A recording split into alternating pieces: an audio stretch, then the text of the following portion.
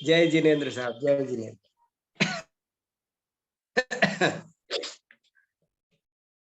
श्रीवर्धमानमर्हन्तं नत्वा बालप्रबुद्धये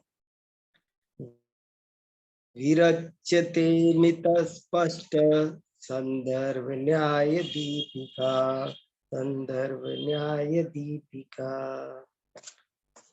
ये न्याय दीपिका नाम का न्याय शास्त्र का एक बहुत ही सरल, सुबोध किंतु महत्वपूर्ण ग्रंथ है। हम सब इसका अध्ययन कर रहे हैं और इसमें 2 प्रकाश का अध्ययन पूर्ण हुआ। अब तृतीय प्रकाश चल रहा है। तृतीय प्रकाश में भी हम 34 पैराग्राफ पढ़ चुके। 34 अनुच्छेद पूरे हुए। अब 35वां पैराग्राफ चलता है। प्रकरण ये चल रहा है कि अनुमान के कितने अवयव होते हैं।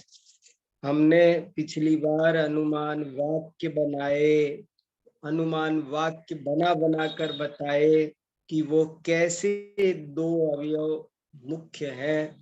एक को कहते हैं प्रतिज्ञा और दूसरे को कहते हैं हेतु। न्याय शास्त्र का मूलाधार है अनुमान शास्त्र।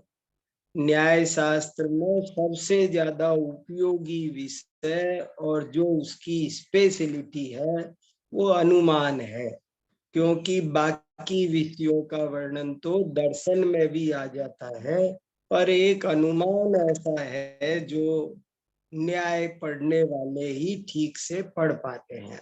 न्याय को, अनुमान को पढ़ाना ही, अनुमान के प्रयोग में दक्ष बनाना ही अनुमान प्रमाण न्याय शास्त्र का उद्देश्य है।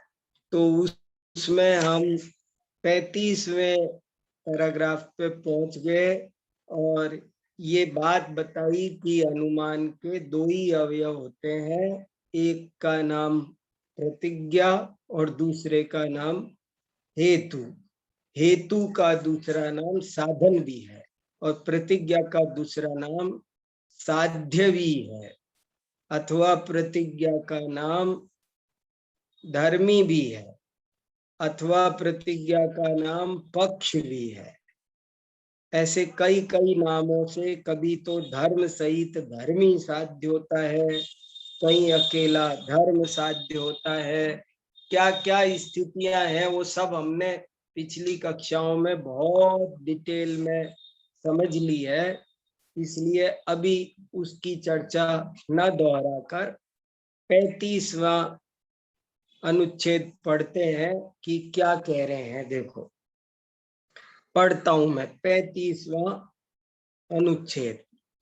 तदेतत् अविमृश्याभिमननम। देखो कितना अच्छा शब्द है। ये भाषा भी इस बहाने समझ लो, इनकी कहने की शैली समझो। क्या तात, कितने सारे शब्द एक साथ मिलकर बैठे हैं। तत् प्लस एतत् प्लस एविमृश्य प्लस अभिमननम, ऐसे 4 शब्द मिलकर के बैठे हैं। और तोड़ो तो 4 के भी 6 हो जाएंगे अभी। तदेतद माने वह, यह बात। अविमृश्य, अविमृश्य का मतलब है जिस पर भली भांति विमर्श नहीं किया गया है। विमर्श माने जिस पर अच्छे से सोचा जाए, विचार विमर्श बोलते हैं ना, वही विमर्श है। और विमृश्य, विमृश्य का मतलब होता है विचार करके, और अविमृश्य का मतलब होता है विचार किए बिना ही। ये बात बिना विचार किए ही अभिमननम, सोची गई बात है। ये ऐसे ही सोच ली गई है। ये बात वास्तव में सोच विचार करके नहीं मानी गई है। मनन माने मानना भी है। ये बात कौन सी बात? जो पिछले 34वें पैराग्राफ में कही थी। क्या कही थी 34वीं पैराग्राफ में? ये कही थी कि अनुमान के तो 5 अवयव होते हैं साहब, 5। आप 2 बता रहे हो, सो तो कम बता रहे हो। उसके 5 अवयव होने चाहिए। आपने केवल प्रतिज्ञा और हेतु ऐसे 2 ही बोले, लेकिन वास्तव में प्रतिज्ञा, हेतु, उदाहरण, उपनय, निगमन ऐसे 5 होने चाहिए, तब जाकर के वो पूरी बात बनेगी। ऐसा 34वें पैराग्राफ में कहा था। तो अब उसी बात के बारे में आचार्य की टिप्पणी है कि तुम्हारी यह बात बिना सोचे विचारे कही गई है।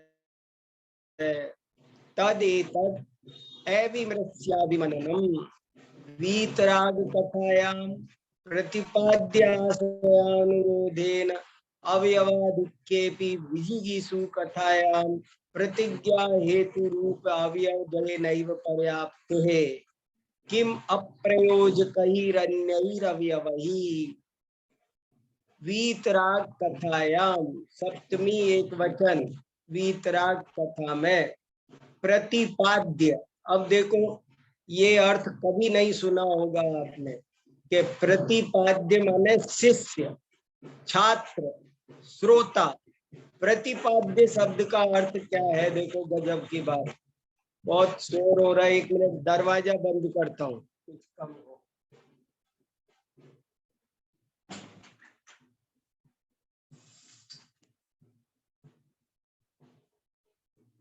देखिए क्या कह रहे हैं, प्रतिपाद्य आशयानुरोधेन। प्रतिपाद्य माने शिष्य, शिष्य के आशय माने अभिप्राय, शिष्य की योग्यता, उसके अनुरोध से अवयवाधिक्येपि, अधिक अवयव की अधिकता होने पर भी, माने वीतराग कथा में शिष्य की योग्यता के अनुसार यद्यपि अधिक अवयवों का प्रयोग किया जा सकता है, फिर भी विजिगीषु कथायां प्रतिज्ञा हेतु रूप अवयवद्वयेनैव पर्याप्त है किम अप्रयोजकैरन्यैरवयवैः। विजिगीषु कथा में प्रतिज्ञा हेतु रूप 2 ही अवयव से बात पर्याप्त हो जाती है, बाकी अन्य अप्रयोजक, ये जो किम अप्रयोजन ही लिखा है ना, ये अप्रयोजन ही नहीं होना चाहिए, अप्रयोजक ही होना चाहिए। किम अप्रयोजकैरन्यैरवयवैः, ये सब तृतीया बहुवचन है। अप्रयोजक अन्य अवयवों से क्या लाभ है? क्योंकि वे सब अप्रयोजक है, उनका कोई प्रयोजन नहीं है।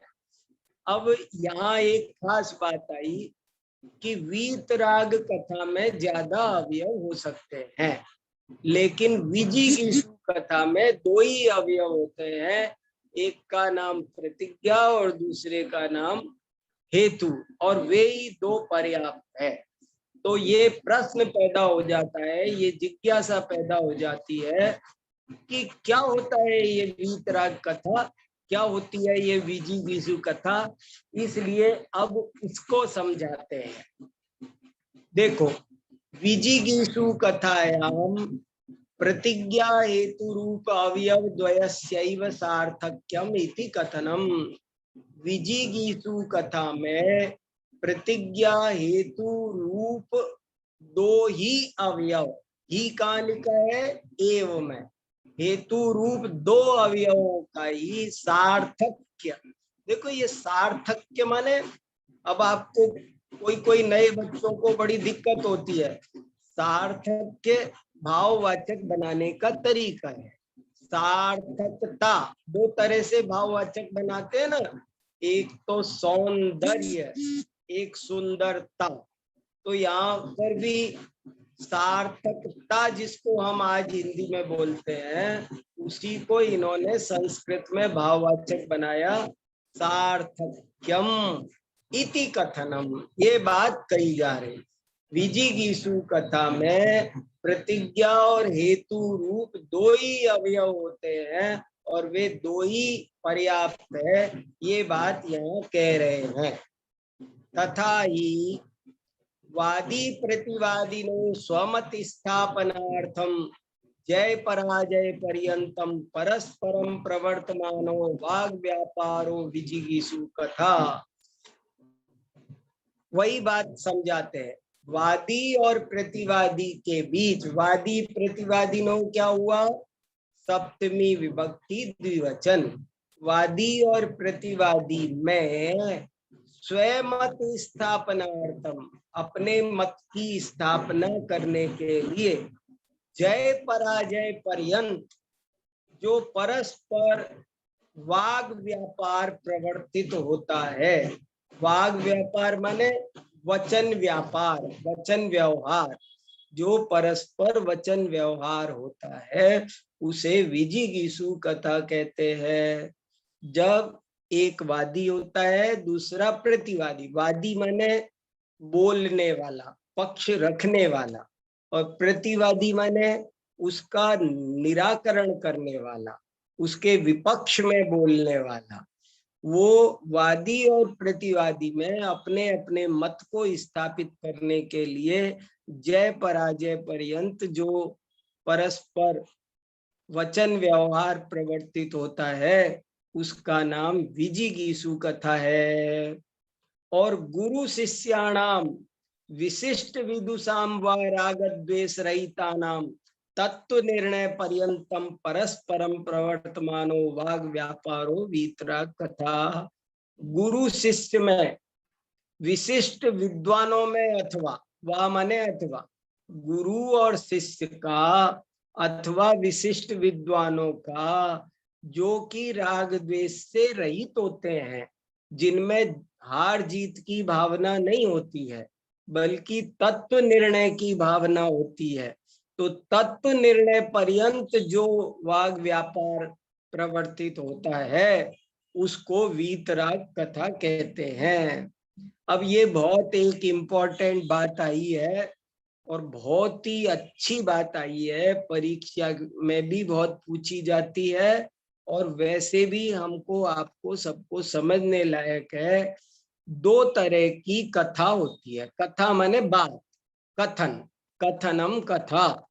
दो तरह की बातचीत होती है, दो तरह का वाग व्यापार होता है। वाग माने वाणी, वाणी का व्यापार। दो तरह का वार्तालाप होता है। कथा माने वार्तालाप, दो तरह का वार्तालाप होता है।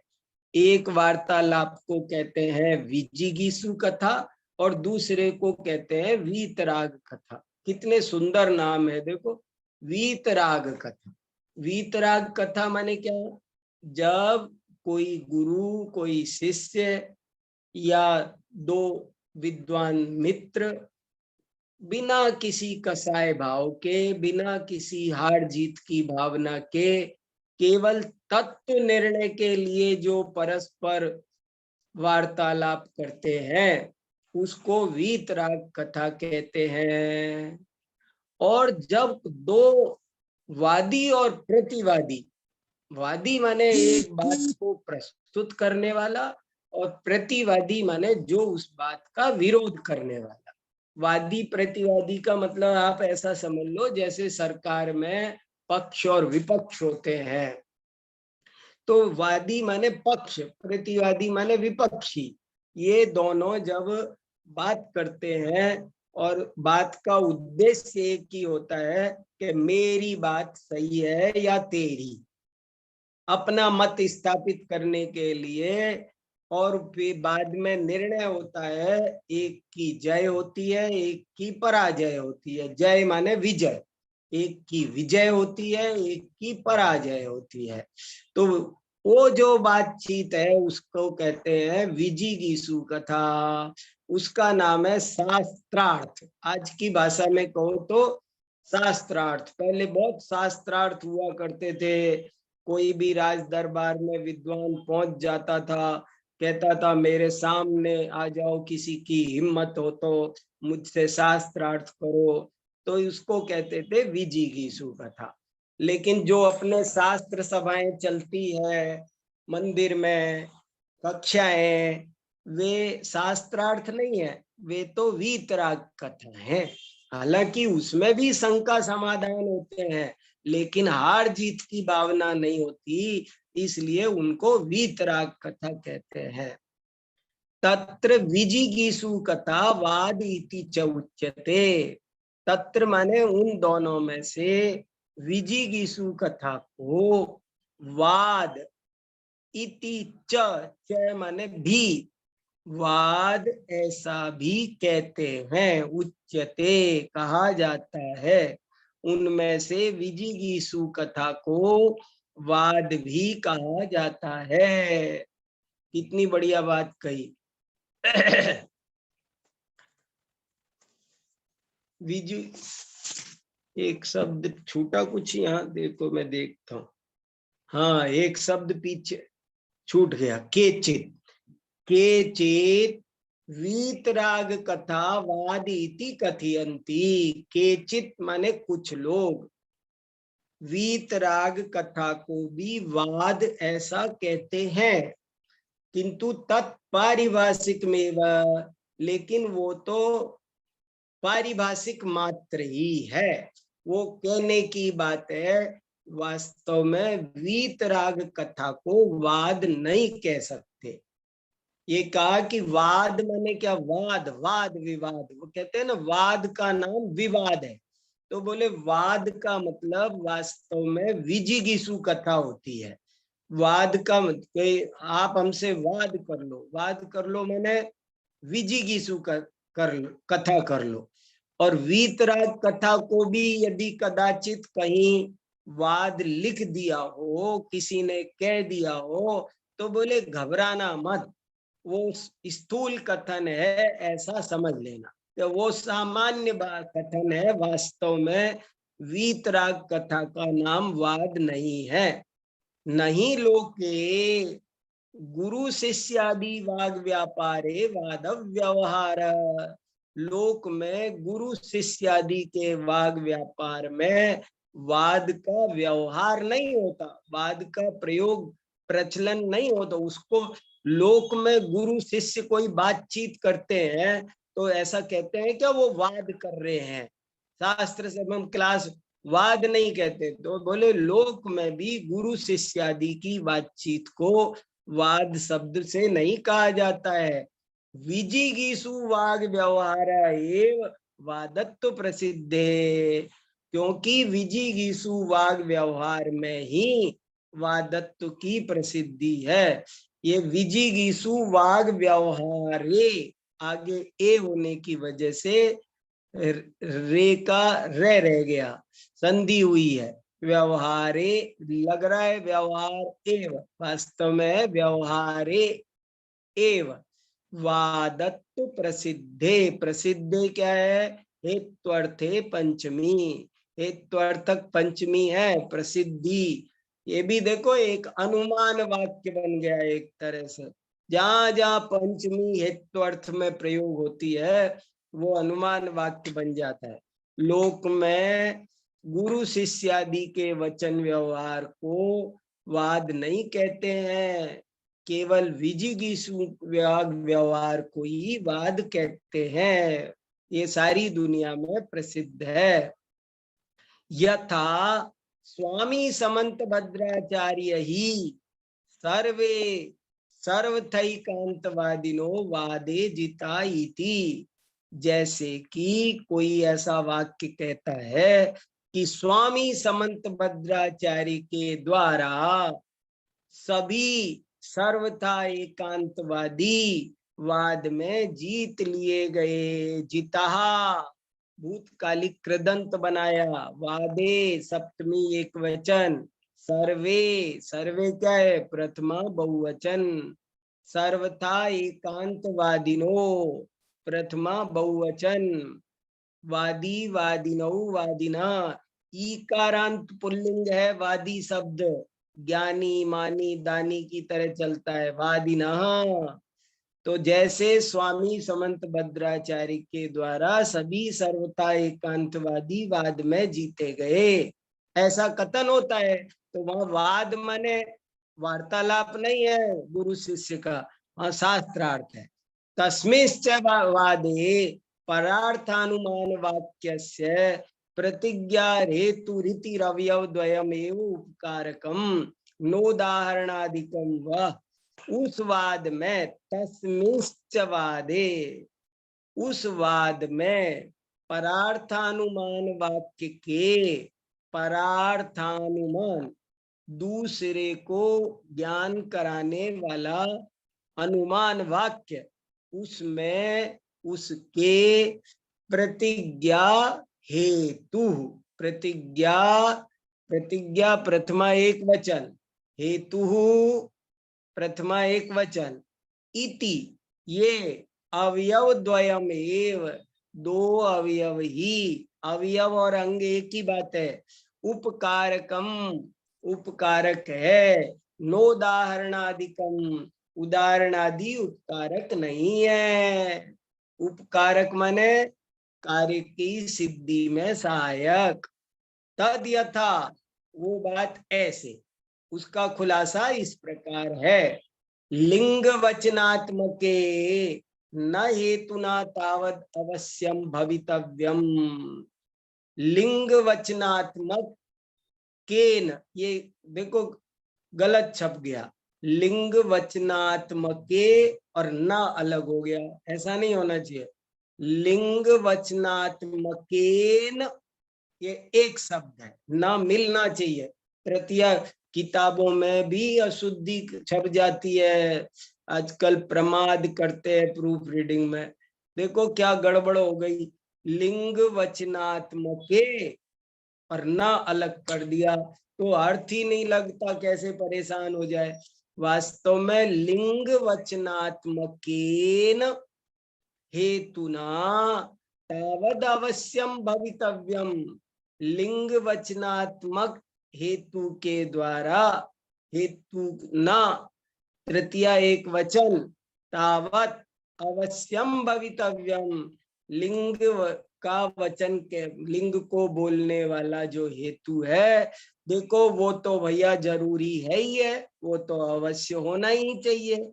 लिंग ज्ञानाभावे अनुमितेरेव अनुदयात, लिंग ज्ञान के अभाव में अनुमिते षष्ठी एक वचन, अनुमिति का ही अनुदय होगा, जन्म नहीं होगा, अनुमिति ही पैदा नहीं होगी। पक्ष वचन रूप या प्रतिज्ञा भी भवितव्यम, और पक्ष का वचन करना जिसका रूप है, स्वरूप है, ऐसी प्रतिज्ञा को भी अवश्य होना चाहिए। अन्यथा अभिमत साध्य निश्चया भावे साध्य संदेहवतः श्रोतु रनुमिति अनुदयात। अन्यथा अभिमत, अभिमत माने जो वांटेड है, इच्छित है, उस साध्य के निश्चय का अभाव हो जाएगा, और उसका अभाव होने पर साध्य में संदेह हो जाएगा, और संदेह होने के कारण श्रोता को अनुमिति का उदय नहीं होगा। अनुमिति माने अनुमान ज्ञान, अनुमान ज्ञान नहीं हो पाएगा।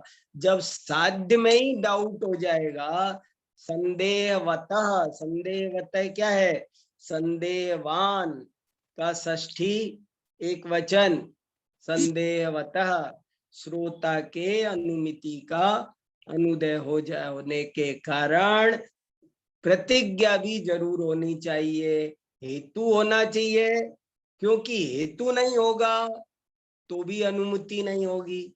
प्रतिज्ञा होनी चाहिए, क्योंकि नहीं तो साध्य में संदेह हो जाएगा और फिर अनुमति नहीं होगी। तदुक्तम, वही कहते हैं, एतद्वयमेव अनुमानांगम, ये परीक्षा मुख सूत्र माणिक नंदी आचार्य का है, ये उसका सूत्र है। एतद्वयमेव अनुमानांगम नोदाहरणम, कि ये दो ही अनुमान के अंग है। एतत् ये, द्वयमेव दो ही, अनुमानांगम अनुमान के अंग हैं। ये क्या है, परीक्षामुख सूत्र के तीसरे परिच्छेद का 37वां सूत्र है। इति अयम अर्थ, इसका क्या अर्थ हुआ? एतयो प्रतिज्ञा हेतु द्वयमेव अनुमानांगम। कितना बढ़िया लिखा देखो, है ना? क्या लिखा, कहाँ गया? हाँ, परार्थानुमानस्य अंगम इति। ये परार्थानुमान के दो अंग हैं, प्रतिज्ञा और हेतु। वाद इति शेष, वादे इति शेष, वाद में ये बात वहां छुपी हुई है, कहीं नहीं है सूत्र में, लेकिन वो बात वहां पर अंडरस्टूड है, छुपी हुई है। एव कारेण अवधारण परेण, ये देखो बहुत अच्छा है, एवकार अवधारणा परक होता है। ये बहुत खास बात है। जब स्याद्वाद का प्रकरण आएगा तो ये विषय और अच्छे से समझना पड़ेगा कि एव माने क्या? अवधारण। अवधारण माने क्या? सुनिश्चित करना। अवधारण का मतलब होता है उसको फिक्स करने के। एव क्यों लगाया जाता है? बात को फिक्स करने के लिए। जैसे एक ही छात्र जाओ, तो एक ही जाओ माने ही क्यों लगाया? एक छात्र जाओ बोल देते हैं कि नहीं, वो फिक्स करने के लिए कि दूसरा ना चला जाए। तो एव शब्द अवधारणा के लिए लगाया जाता है, ऐसा नियम है। तो उसमें नियम से ये बात सिद्ध हो गई। वहां पर लिखा ना दो ही अनुमान के अंग है, तो बोले उससे ये बात सिद्ध हो गई कि उदाहरणाधिक अनुमान के अंग नहीं है। इति सूचितम भवति, ये बात आचार्य देव ने बिना कहे ही कह दी है। जैसे उदाहरण दिया ना, हम बोले एक ही छात्र जाओ, तो एक ही जाओ बोला तो उसमें से ये निकल गया कि नहीं, दो मत जाओ, तीन मत जाओ। कोई के कब कहा था उन्होंने दो मत जाओ, तीन मत जाओ? बोले उन्होंने एक ही जाओ बोला था ना। ही क्यों लगाया? ही लगाया, इससे ये सूचना मिल गई कि अन्य को नहीं जाना है। ऐसे ही आचार्य देव ने, माणिक नंदी ने ये कहा कि भाई प्रतिज्ञा और हेतु ये दो ही अंग हैं। इसमें से हमने ये निकाल लिया कि उदाहरण आदि और कोई अनुमान के अंग नहीं है। उनके एव शब्द में से हमने ये निकाल लिया। और ये बहुत बढ़िया बात आ रही, व्युत्पन्नस्यैव हि वादाधिकार। वाद का अधिकार व्युत्पन्न को ही है।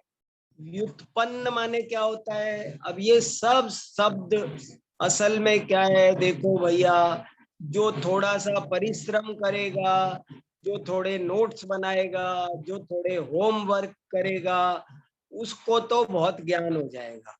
और जो ऐसा नहीं कर पाएगा उसको वैसा ज्ञान नहीं होगा। अब कॉपी में लिखना चाहिए व्युत्पन्न। व्युत्पन्न माने क्या होता है? बिल्कुल शब्दार्थ याद रहना चाहिए। व्युत्पन्न माने ज्ञानी, समझदार। व्युत्पन्नस्यैव, और अव्युत्पन्न माने अज्ञानी। व्युत्पत्ति, व्युत्पत्ति माने जानकारी, ज्ञान। अव्युत्पत्ति अज्ञान। ये सब शब्द है देखो। व्युत्पन्नस्यैव हि वादाधिकार,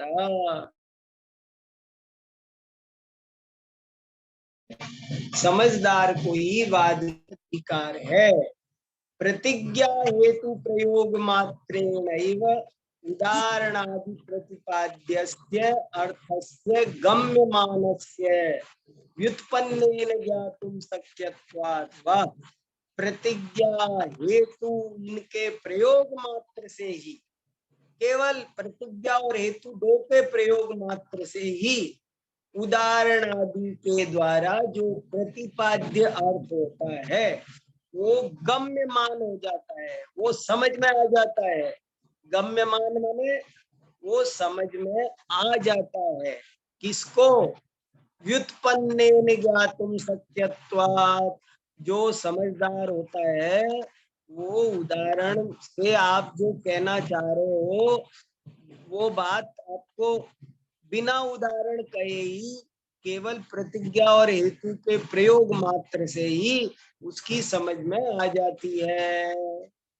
गम्य मानस्यापि अभिधाने पौनरुक्त प्रसंगादिति।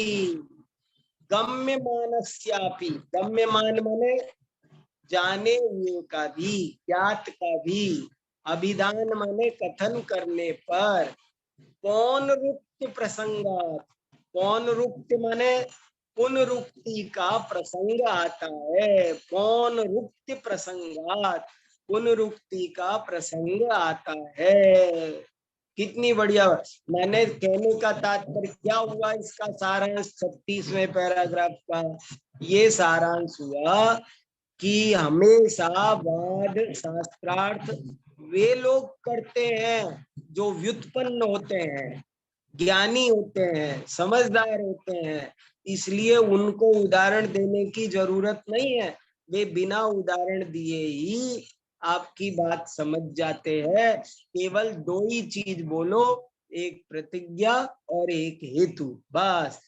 अगर आप उदाहरण आदि बोलोगे तो रिपीटिशन होगा। पुनरुक्ति माने पुनरुक्ति, पुनरुक्ति का प्रसंग आएगा, पुनरुक्ति का दोष आएगा। पुनरुक्ति माने रिपीटिशन। न्याय शास्त्र में आचार्य रिपीटिशन करके समय खराब करना शास्त्रार्थ में उचित नहीं माना जाता। स्यादेतत् प्रतिज्ञा प्रयोगेपि पौनरुक्त्यमेव तद अविधेयस्य पक्षस्यापि प्रस्तावादिना गम्यमानत्वात्। स्यादेतत्, यहाँ कोई ऐसा कहे, प्रश्न है कि प्रतिज्ञा का प्रयोग करने पर भी तो पुनरुक्ति है महाराज। पौनरुक्ति माने पुनरुक्ति, रिपीटिशन ही तो हुई प्रतिज्ञा बोलने पर भी। इसलिए तद अविधेयस्य पक्षस्यापि प्रस्तावादिना गम्यमानत्वात्, क्योंकि वो जो प्रतिज्ञा से हम कहना चाहते हैं जो पक्ष, वो सब जब शुरू में प्रस्ताव रखते हैं, भूमिका होती है, तो उससे वो बात पता चल जाती है कि क्या सिद्ध करना है। इसलिए प्रतिज्ञा को भी बोलने की जरूरत नहीं है यदि ऐसा कोई प्रश्न करे तो। तथा च लिंग वचन लक्षणों हेतु एक एव वादे प्रयोक्तव्य। देखो अब कितनी बढ़िया भाषा आ रही है। तथा च, और लिंग वचन लक्षणों हेतु, लिंग का वचन माने लिंग को बोलना हेतु है। देखो हेतु की कितनी बढ़िया परिभाषा एक आई। हेतु किसे कहते हैं? लिंग वचनम हेतु। लिंग के लिंग माने जो लिंगिनी को बताए, जो साध्य को बताए, वो लिंग है। तो वो लिंग वचन ही हेतु का लक्षण है। और वो कोई कहे कि लिंग वचन लक्षणों हेतु रेखा एवं वादे प्रयोक्तव्य, केवल हेतु ही बोलना चाहिए, बस प्रतिज्ञा नहीं बोलना चाहिए। इति वदन, ऐसा कहता हुआ। वदन माने, वदन शब्द क्या है, का क्या परिचय है? सत्री प्रत्यय का, पुल्लिंग का, प्रथम विभक्ति का एक वचन है वदन। वदन माने बोलता हुआ। बौद्ध पशु आत्मनो दुर्विदत्तम उद्घोषयति। देखो आज आपको न्याय शास्त्र की गाली से भी परिचय हो रहा है। देखो कैसे गाली देते हैं। शास्त्रार्थ होता है और किसी को गाली देना हो तो क्या ये सबसे बड़ी गाली है। उसने कहा बौद्ध पशु, बौद्ध पशु आत्मनः अपना, दुर्विदग्धत्वम उद्घोषयति। बौद्ध पशु स्वयं का, आत्मनः माने स्वयं का, षष्ठी एक वचन, दुर्विदग्धत्वम, विदग्धत्व माने विद्वत्ता, विदग्ध, विदग्ध माने ज्ञानी। अब ये देखो, व्युत्पन्न विदग्ध ये इस पर्यायवाची हो गए। विदग्ध माने समझदार, ज्ञानी, होशियारपना, और दुर्विदग्धत्व माने उसका उल्टा, अपनी मूर्खता। बौद्ध पशु अपनी मूर्खता का उद्घोषयति, अपनी मूर्खता की उद्घोषणा कर रहे हैं। जो ये कहता, क्यों कहा ऐसा? इसलिए कहा कि वो कह रहा है अजी प्रतिज्ञा ही मत बोलो ना, प्रतिज्ञा बोलने में तो टाइम खराब होता है, रिपीटिशन होता है, खाली एक हेतु ही बोल दो। सबके समझ में आ रहा है ना? कहीं कुछ नहीं समझ में आए तो अपना हैंड रेज करके पूछ लेना चीजों को। बहुत अच्छा प्रकरण है ये। हेतु मात्र प्रयोगे व्युत्पन्नस्यापि साध्य संदेह अनिवृत्ते। कितनी बढ़िया बात। हेतु मात्र का प्रयोग करने पर जो व्युत्पन्न व्यक्ति होगा उसको भी साध्य में संदेह हो जाएगा, उसका साध्य का संदेह दूर नहीं हो सकेगा, उसके साध्य में डाउट हो जाता है। और उस डाउट को दूर करने के लिए हमें केवल हेतु का प्रयोग नहीं करना चाहिए, बल्कि उसके साथ में पक्ष या प्रतिज्ञा भी बोलना चाहिए। हेतु मात्र प्रयोगे व्युत्पन्नस्यापि साध्य संदेह अनिवृत्ते, तस्माद् अवश्यम प्रतिज्ञा प्रयोक्तव्या। इसलिए प्रतिज्ञा का अवश्य ही प्रयोग करना चाहिए। तदुक्तम, वही बात कहते हैं, साध्य संदेह आपनोदार्थम गम्य मानस्यापि पक्षस्य वचनम।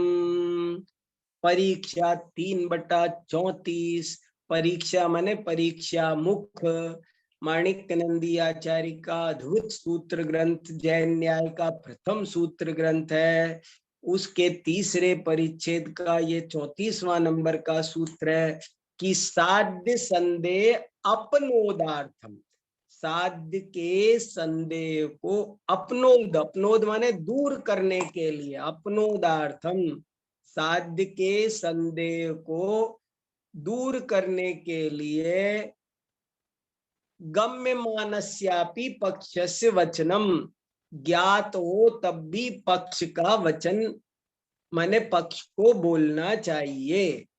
तदेवं वादापेक्षया परार्थानुमानस्य प्रतिज्ञा हेतु रूपम अवयवद्वयमेव न न्यूनम न च अधिकम इति स्थितम। तद एवं, एवं माने, अब ये हिंदी वाले सोचेंगे एवं माने और, एंड, एवं माने संस्कृत में और नहीं होता है, एवं शब्द का अर्थ होता है इस प्रकार। तदेवं, ये तदेवं माने इस प्रकार से, वाद की अपेक्षा से, वादापेक्षया तृतीया विभक्ति एक वचन, वाद की अपेक्षा, विजिगीषु कथा की अपेक्षा, परार्थानुमानस्य, परार्थानुमान के, ये बीच बीच में डैश भी अनावश्यक है। परार्थानुमानस्य, अब इसके बीच में डैश लगा रखा है, गलत लगा रखा है, कोई मतलब ही नहीं। इसके ऊपर गम्य मानस्यापि, यहाँ पर जो डैश लगा रखा है वो बिल्कुल अनावश्यक है, गलत है, वो नहीं होना चाहिए। परार्थानुमानस्य प्रतिज्ञा हेतु रूपम अवयवद्वयमेव, प्रतिज्ञा और हेतु रूप दो ही अवयव होते हैं। न न्यूनम, न्यून माने कम, न च अधिकम, और न अधिक होते हैं। इति स्थितम, ये बात स्थित हो गई। स्थित हो गई माने भली भांति सिद्ध हो गई, स्थापित हो गई। प्रपंच, अब देखो प्रपंच माने क्या होता है, ये भी हिंदी का अभ्यास वालों को बहुत दिक्कत हो। प्रपंच माने हम लोग छल कपट समझते हैं, पर यहाँ प्रपंच शब्द का अर्थ छल कपट नहीं है। संस्कृत में प्रपंच शब्द का अर्थ होता है विस्तार। प्रपंच माने विस्तार, ये अपनी डिक्शनरी में लिखना चाहिए। प्रपंच पुनर्अवयव विचारस्य पत्र परीक्षायाम ईक्षणीय। कितनी बढ़िया बात, क्या क्या ग्रंथ इन्होंने पढ़े होंगे कि प्रपंच पुनर्अवयव विचारस्य, ये अनुमान के अवयवों का विचार करने वाली बात का विस्तार आपको पत्र परीक्षा में देखना चाहिए। पत्र परीक्षायाम ईक्षणीय, ईक्षण, ईक्षण माने पत्र परीक्षायाम सप्तमी एक वचन, और ईक्षणीय माने दर्शनीय, अवलोकनीय, पठनीय, पत्र परीक्षा में देखना चाहिए। देखो कितनी बढ़िया। अब एक और बात यहाँ खास है कि आपको धर्मभूषण यति महाराज का परिचय देना हो, उनका व्यक्तित्व बताना हो, तो आपको ये न्याय दीपिका में से ही निकालना पड़ेगा। अब जैसे आप ये कह सकते हैं कि न्याय दीपिका को पढ़ने से पता चलता है कि उन्होंने आचार्य विद्यानंद स्वामी की पत्र परीक्षा जैसा रेयर ग्रंथ है, कठिन पत्र परीक्षा बहुत कठिन है, बड़ा और बड़ा असाधारण ग्रंथ है, लेकिन उन्होंने उस ग्रंथ को भी उस जमाने में 500 साल पहले भी पढ़ा। कितने सारे ग्रंथ उन्होंने पढ़े, समंत भद्राचार्य के, माणिक्य नंदी के, जगह जगह अकलंक, विद्यानंदी, कुमार नंदी, कितने ग्रंथों के रेफरेंस आ रहे हैं। इससे सिद्ध होता है कि उन्होंने इतने ग्रंथों का अध्ययन किया था। पुराने जमाने में जब पांडुलिपियां मिलती थी, कोई छपे हुए ग्रंथ नहीं मिलते थे। तो ये बात है। एक प्रश्न पूछा है रितु जी ने कि हेतु का प्रयोग कैसे होता है, तो हम बताते रहते हैं, पिछली कई कक्षाओं में बताया। हाँ बोलो रितु जी। हाँ आप। हाँ मतलब मुझे ये पूछना है पंडित जी कि ओनली हेतु बोल रहे हैं ना वो, कि हाँ खाली हेतु से भी तो काम हो जाता है? हाँ तो क्या सेंटेंस खाली हेतु से क्या सेंटेंस बनेगा? हाँ, उसका सेंटेंस वो कह रहे कि आप केवल ऐसा बोलो क्योंकि वहां धुआं है, बस इतना बोलो, क्योंकि वहां धुआं है, बस ये मत। आप पूरा वाक्य क्या है, पर्वत अग्नि वाला है, क्योंकि धुआं वाला है। तो कहते हैं अब पर्वत अग्नि वाला है, ये बात क्यों बोलना, इसको बोल करके टाइम वेस्ट कर रहे हो, ये तो बात आप कह ही रहे हो, उसमें क्या है, उसमें आप तो केवल ये बोलो क्योंकि धुआं वाला है, बस। ये तो कोई सेंस ही नहीं हुई। हाँ, तो वो आचार्य कह रहे हैं कि ये बात कुछ क्लियर नहीं हुई, बात कंप्लीट नहीं हुई, बात अधूरी रह गई, और तुम क्या कहना चाहते हो वो अनक्लियर रही। उन्होंने यही कहा ना कि इसमें क्लियर, इसमें क्या दोष बताया कि इसमें क्लियरिटी की कमी है, और जो सुनने वाला है उसको समझ में नहीं आया कि आप कहना क्योंकि धुआं है, क्योंकि धुआं कहकर क्या कहना चाहते हो तुम, हाँ कहाँ जी। बताना चाहते हो, क्या बता। तो बात बिल्कुल क्लियर होना चाहिए। देखो जैसे एक बात आती है ना न्याय शास्त्र में कि भाई कम शब्द प्रयोग करने चाहिए, अर्धमात्रा लागवेन पुत्रोत्सवम मन्यन्ते, सूत्र में आदि मात्रा भी कम हो तो आचार्यों को बड़ी खुशी होती है। तो हम कहते हैं कि क्यों आदि मात्रा, क्यों पूरा का पूरा शब्द कम कर दो ना, किसने मना किया।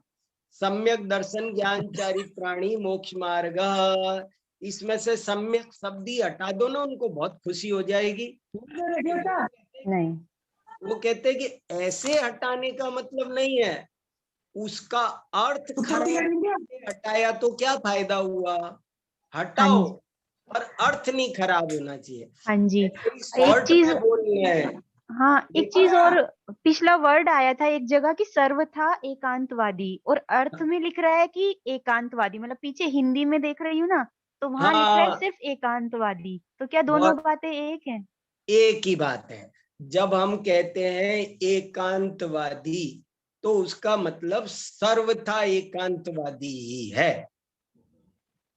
अच्छा, एकांतवादी उसी को कहते हैं जो सर्वथावादी है, जो सर्वथा, जैसे नित्यवादी जो सर्वथा नित्य मानता है, वो उसी को एकांतवादी कहा जाएगा। जो तो ना मुझे ये क्वेश्चन उठता है कि हमेशा ये कहा जाता है ना कि थोड़ा लिखने में विश्वास रखते हैं, तो उन्हें सर्वथा वर्ड लिखने का कारण क्या है? यहाँ पर सिर्फ एकांतवादी लिख लेते। नहीं, इसलिए अच्छा प्रश्न, ये अब अच्छा प्रश्न हुआ। इसका खुलासा वही है कि बात में कंफ्यूजन नहीं हो जाए।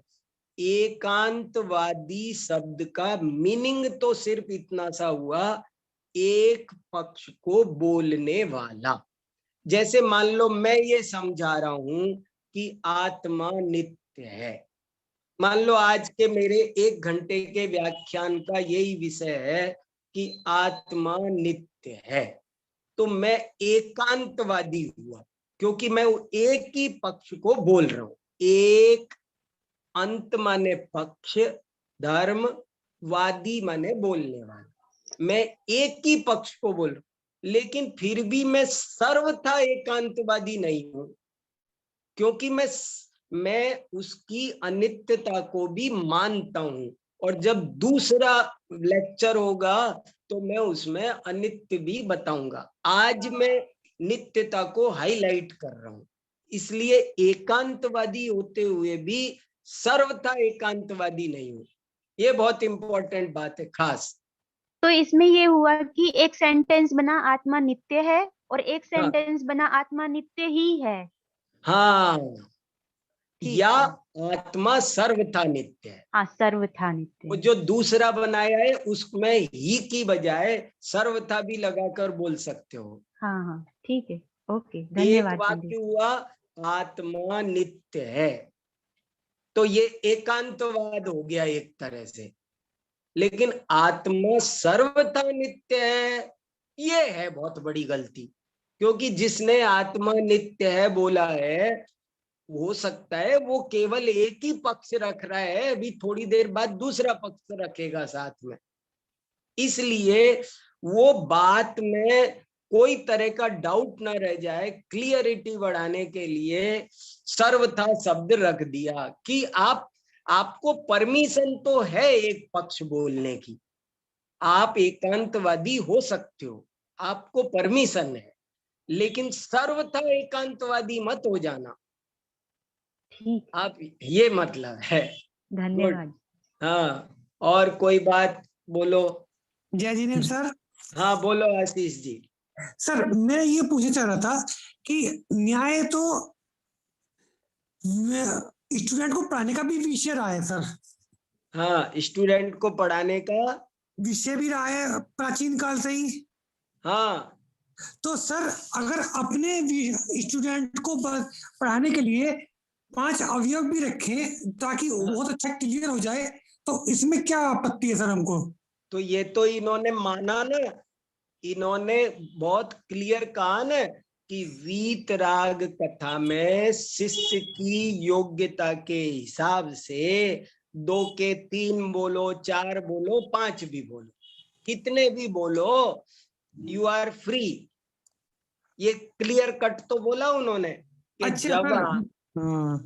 बहुत क्लियर कट बोला कि जब आप गुरु शिष्य के बीच बात हो रही है या 2 दोस्तों के बीच बात हो रही है सब्जेक्ट समझने के लिए, तो अनुमान के अवयव 2 ही हो ये जरूरी नहीं है, 3, 4, 5 हो सकते हैं, कोई दिक्कत नहीं है। जी जी।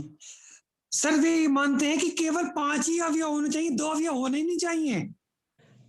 हाँ नहीं सुनो, हाँ वो उन्होंने पहले कहा था कि 5 अवयव हमेशा होने चाहिए।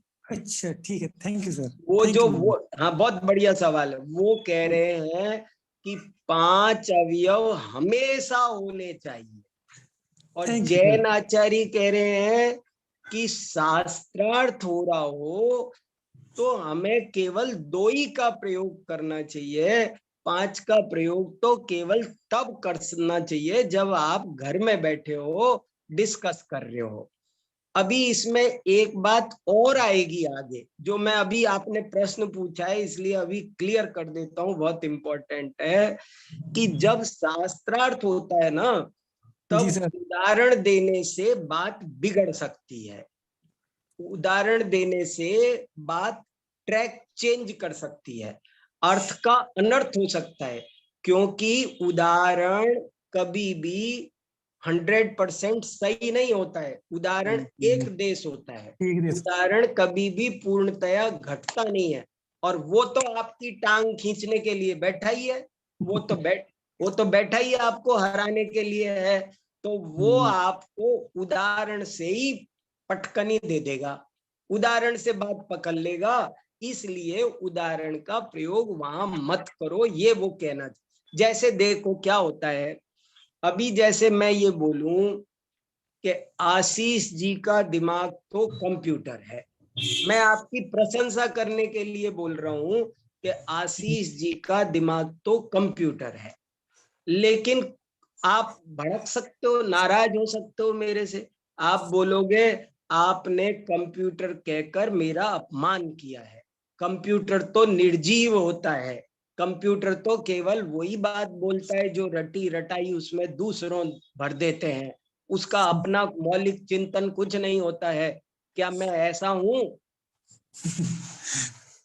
मैंने तो आपकी प्रशंसा के लिए, आपके दिमाग की तेजी बताने के लिए कंप्यूटर का उदाहरण दिया था, लेकिन गलत ट्रैक पर चली गई ना बात। जी सर। अगर मान लो जैसे मैं कहूं कि मैं सहारनपुर के ऊपर से जा रहा था प्लेन में बैठ के, तो मैंने देखा था वहां के आपके जो बिल्डिंग थी ना, सब ऐसे दिख रही थी जैसे कोई चींटी चींटी जैसी दिख रही थी सारी बिल्डिंग है। मैंने प्लेन में से सहारनपुर देखा था और सारे मकान चींटी जैसे दिख रहे थे। तो अब आप मेरे से बहस कर सकते हो, उलझ सकते हो कि चींटी तो 3 इंद्रिय जीव होती है, मकान क्या 3 इंद्रिय जीव है? मकान तो अचेतन होते हैं सर। आप क्या बोल रहे हो, आपको पता ही नहीं है, आपकी तो बात ही गलत है। अब हमारी बात तो रह जाएगी कहीं, जो मेन पॉइंट होगा ना वो तो हमारा कहीं का कहीं छूट जाएगा, और हमारी लड़ाई उदाहरण पर शुरू हो जाएगी। समझ में आया ना? इसलिए वो कह रहे हैं कि उदाहरण नहीं देना। हाँ दीपाली जी क्या कह रहे हैं? दीपाली जी ने कुछ कहा क्या? क्या मैसेज डाला? नमो चिन्नाणम। हाँ हाँ नमो जिणाणम, बोलिए। दृष्टांत और उदाहरण में जरा फर्क उदाहरण देके समझाइएगा। फिर से सुनो, दृष्टांत और उदाहरण में सामान्य अपेक्षा से कोई अंतर नहीं है, एक ही बात है। दृष्टांत बोलो उदाहरण बोलो एक ही बात है, कोई फर्क नहीं, पहली बात। दूसरी बात, थोड़ा सा फर्क है। वो फर्क क्या है? मुंह से बोलना उदाहरण है, मुंह से बोलना उदाहरण है, और उस चीज को दिखाना दृष्टांत है। जैसे मैंने कहा जैसे कि घड़ी, तो ये हुआ उदाहरण, क्योंकि मैंने मुंह से बोला और आपको दिखाया कि जैसे कि ये ऐसे दिखा, जैसे कि ये, तो ये जो घड़ी नामक दृष्टांत और उदाहरण में वाच्यवाचक संबंध है। दृष्टांत है वो वस्तु का नाम है, वो दृष्टांत फिजिकल होता है, उदाहरण लैंग्वेज का होता है, भाषा में उदाहरण होता है। क्लियर हुआ क्या? जी सर, बहुत अच्छे से। जैसे मैंने बोला जैसे कि पानी, तो ये हो गया उदाहरण। और मैंने ये जैसे कि ये तो ये गिलास में दिखाए वो दृष्टांत। मैंने जैसे कि रसोई, तो जैसे कि रसोई बोला, मुंह से बोला, और वो जो रसोई है ना हमारे घर में, वो रसोई का नाम दृष्टांत है, वो जो फिजिकल एग्जिस्टेंस है जिसकी उस हाँ, धन्यवाद, अच्छे से। Very good, very good. और कुछ 1 मिनट बचा है, किसी को कुछ कहना हो तो, वरना क्लास। मुझे एक छोटा सा प्रश्न है। हाँ बोलिए। जैसा अगर यहाँ पर देखें तो इन्होंने इस तरह से किया कि शास्त्रार्थ के एक तरह से रूल्स बता दिए कि 2 ही अवयव होने चाहिए, वेरी गुड। है ना। तो ऐसा करके उन्होंने शास्त्रार्थ को गलत नहीं ठहराया, और शास्त्रार्थ विजुगिषु कथा में आता है। तो हाँ, मतलब उनका इस ओर इशारा है कि मतलब विजुगिषु कथा गलत नहीं है। हम तो ऐसा समझते हैं कि वीतराग कथा होनी चाहिए और विजुगिषु कथा नहीं होनी चाहिए। वेरी गुड, बहुत अच्छा प्रश्न आपने, बहुत ही इम्पोर्टेंट प्रश्न पूछा है। ये बहुत, उन्होंने एक पत्र परीक्षा ग्रंथ का उल्लेख किया है अभी, और वो पत्र परीक्षा ग्रंथ पूरा का पूरा इसी कंसेप्ट पर है कि शास्त्रार्थ के क्या रूल्स एंड रेगुलेशंस है।